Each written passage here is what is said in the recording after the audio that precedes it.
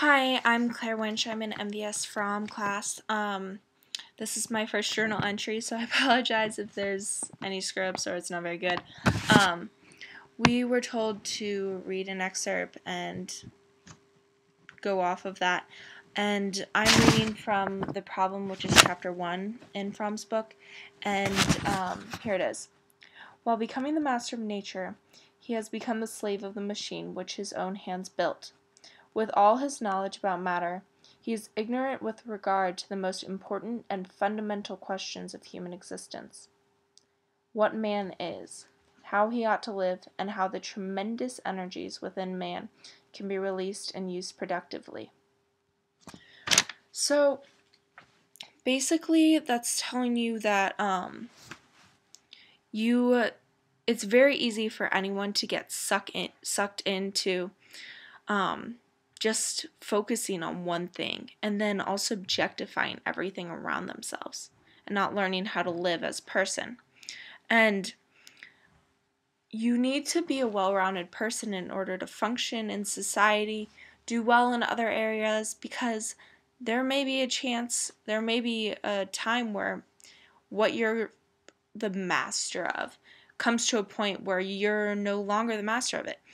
Once you think you've reached your full potential, you've actually only begun to go towards maximizing your experience.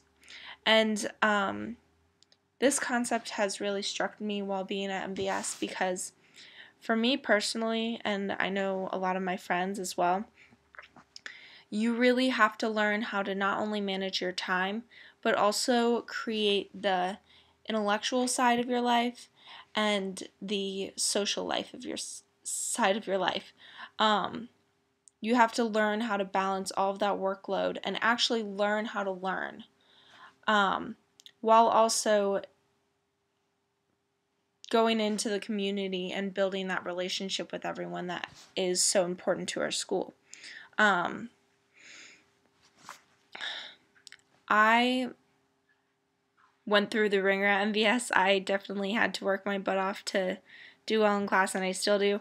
But the MVS community backed me up along with that to help me make great friends, have great experiences.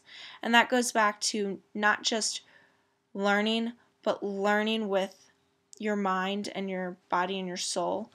You need to not just go through the motions and objectify things, but you need to be a human and experience things, associate senses, emotions, experiences with certain encounters and words.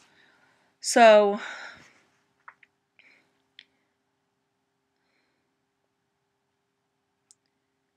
there's understanding something and applying it, but you actually have to learn and understand why for it to actually make sense why you're doing it.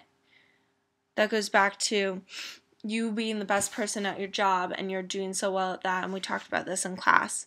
But you could be failing in other parts of your life, and your life is supposed to be used to every capacity. It shouldn't just be stopped at, okay, I'm doing so well at this, I can just focus on this. No, that's not living. Living is going at every experience you can grasp and taking it.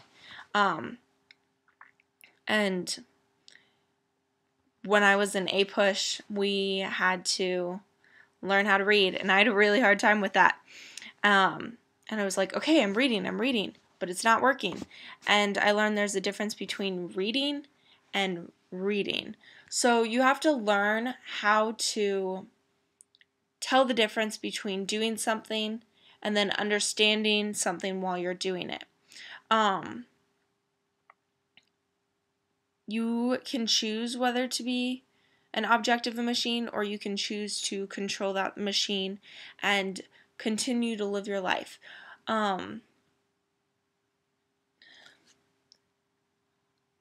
I believe that everything happens for a reason, but you have to experience those downfalls because you may objectify things, you may just become part of the machine at times in your life, but it's that point of recognition and awareness of everything or that certain situation that allows you to move forward and break the cycle, but also break the cycle for others. Because if you see others going through the same thing, you expect that to be what is normal and what should happen.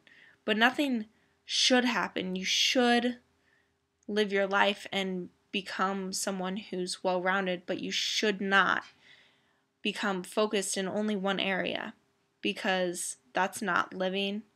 And before everything comes down upon you, you have to learn how to defer between what you should do and what you shouldn't do, and that connects with good and bad. But going back to the excerpt that I read, he has become a slave of the machine which his own hands built. You could get yourself to a point, you could become CEO of a company, and then you're like, okay, and you worked really hard to get there, but you're still aware of what was going on. But once you get to that point, you could get sucked into only focusing on that point and what your job is then versus your family at home, your friends. And our lives are built off of relationships. Everything you do is a relationship. The relationship with your school and the people in it, the faculty, your friends, your family.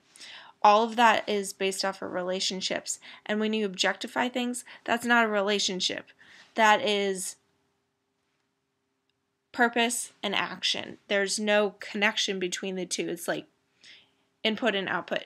You have to learn how to mesh the two together, and that's the way you can be successful, is understanding and applying something. There is a way to retreat from that rut that so many get in, but there's also the need to experience all that is around you that you can. I'm someone who tries to keep a realistic but optimistic look on life and take every experience and make the most of it, but never take an experience, go through it, but then not get anything from it, because that serves no purpose. So basically, stick to always being up for a new challenge and a new perspective, because when you think you understand something, there's a whole nother level you can get to and understand something more. So just always learn from your experiences and never, or try to never, become stuck in a place where life isn't giving everything it has to offer. Thanks. Bye.